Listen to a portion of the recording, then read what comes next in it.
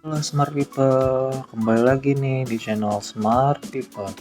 Kali ini kita akan membahas tema yang baru nih tentang fisik bumi. Smart People tahu nggak sih tentang fisik bumi? Kita mulai dari pengertiannya dulu yuk. Pengertian bumi merupakan suatu planet yang memiliki urutan ketiga dari matahari dan planet terbesar kelima dari semua planet yang ada di tata surya. Bumi juga dapat diartikan sebagai planet yang menjadi tempat tinggal bagi semua makhluk hidup yang ada di dalamnya. Dalam bahasa Inggris, bumi disebut Earth. Sementara di Indonesia, istilah bumi berasal dari kata bumi yang berarti tanah. Kata tersebut merupakan dari bahasa Sanskerta.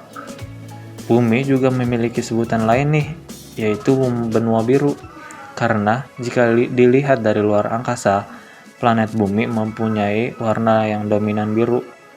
Warna tersebut adalah representasi dari laut yang memenuhi 2/3 dari permukaan bumi. Bumi juga memiliki bentuk yang tak bulat, sempurna, dan juga padat. Luas bumi sekitar 510 juta kilometer persegi dengan jari-jari 6,3 km. Bumi mengalami rotasi dan juga revolusi. Rotasi yakni berputarnya bumi pada suhu porosnya yang memerlukan waktu sekitar 24 jam. Sedangkan revolusi yaitu berputarnya bumi mengelilingi matahari yang membutuhkan waktu sekitar 365 hari. Jarak bumi dan matahari yakni 149,6 juta kilometer. Rotasi bumi dapat mengakibatkan pergantian malam dan siang, serta terjadinya perbedaan waktu di berbagai negara dan gerak semu harian matahari. Sementara revolusi mengakibatkan pergantian musim di semua benua di dunia, berubahnya jangka waktu siang dan malam, serta gerak semu tahunan matahari.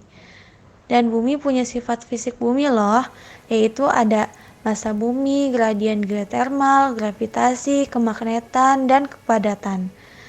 Pertama yaitu massa bumi. Bumi memiliki massa bumi sebesar 5,98 kali 10 pangkat 27 gram. 2. Gradien geotermal. Gradien geotermal merupakan tingkat kenaikan suhu bumi makin ke dalam masuk ke dalam inti bumi.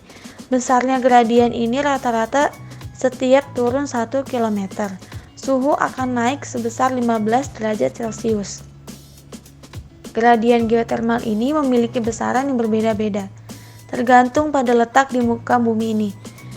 Di daerah dekat gunung api misalnya, gradien geotermal akan lebih besar daripada di tempat biasa tanpa gunung api. Sifat fisik bumi yang ketiga ada gravitasi. Gravitasi ialah suatu gaya yang membuat kita tetap berpijak di bumi dan tidak terlempar ke angkasa meskipun bumi berputar pada porosnya.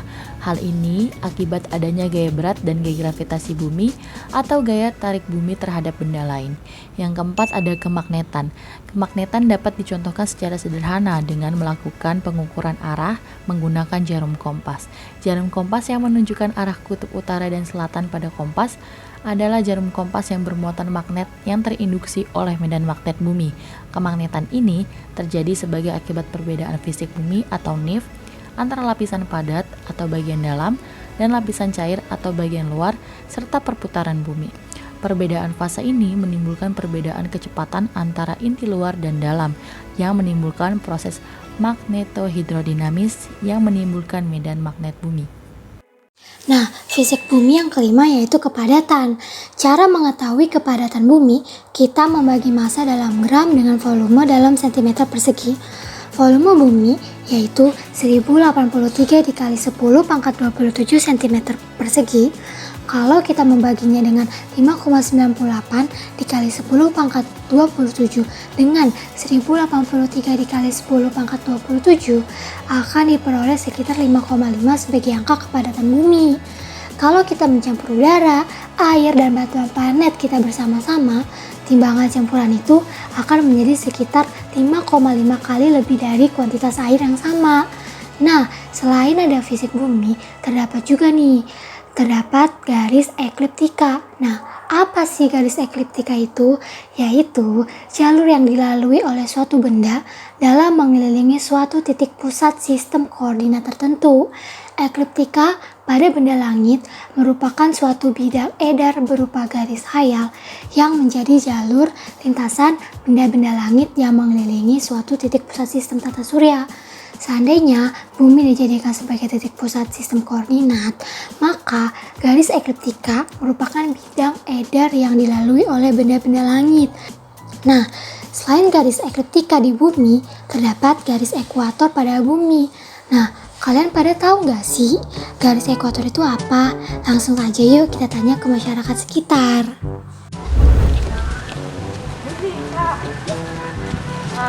Namanya siapa? Saya Adit. Kak tahu nggak apa itu garis ekuator? Enggak.